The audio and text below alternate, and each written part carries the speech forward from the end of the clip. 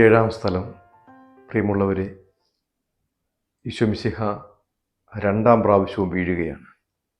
ഇനി ഒരടി മുന്നോട്ട് നീങ്ങുവാൻ അവന് ശക്തിയില്ല. പിതാവ് എനിക്ക് തന്ന പാനപാത്രം ഞാൻ കുടിക്കേണ്ടതല്ലയോ? പിതാവിനെ പൂർണ്ണമായും അനുസരിച്ചുകൊണ്ട് പുത്രൻ തൻ്റെ കുരിശുമെടുത്ത് വീണ്ടും നീങ്ങുകയാണ്.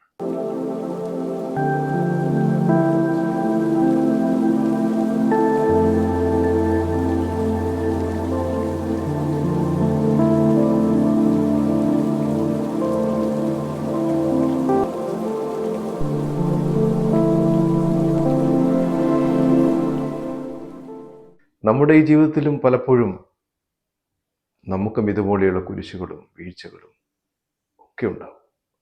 അപ്പോഴൊക്കെ പലപ്പോഴും നമ്മൾ ദൈവത്തെ കുറ്റപ്പെടുത്തിക്കൊണ്ട് ഭൗതിക സുഖത്തിൻ്റെ പേരിൽ, രോഗങ്ങളുടെ പേരിൽ, മരണങ്ങളുടെ പേരിൽ, ദാരിദ്ര്യത്തിൻ്റെ പേരിൽ, സമ്പത്തിൻ്റെ പേരിൽ ദൈവത്തെ കുറ്റം പറഞ്ഞുകൊണ്ട് അവരിൽ നിന്ന് ഓടി അകലാനാണ് നമ്മൾ ശ്രമിക്കുക. അതല്ല, മറിച്ച് ഇതാണ് നിൻ്റെ ഇഷ്ടമെങ്കിൽ നിൻ്റെ ഇഷ്ടത്തോട് ചേർന്ന് നിന്നുകൊണ്ട് ഈ സഹനങ്ങളെ ഏറ്റുവാങ്ങുവാൻ ഞാൻ തയ്യാറാണ് എന്ന് പറയുന്നതാണ് ക്രിസ്തീയ ജീവിതം. പരിശുദ്ധ അമ്മയോട് ചേർന്ന് നിന്നുകൊണ്ട് കർത്താവെ അനുഗ്രഹിക്കണമേ, പരിശുദ്ധ മാതാവേ ക്രൂശിനെ കർത്താവിൻ്റെ തിരുമുറകൾ എൻ്റെ ഹൃദയത്തിൽ പതിപ്പിച്ചുറപ്പിക്കണമേ.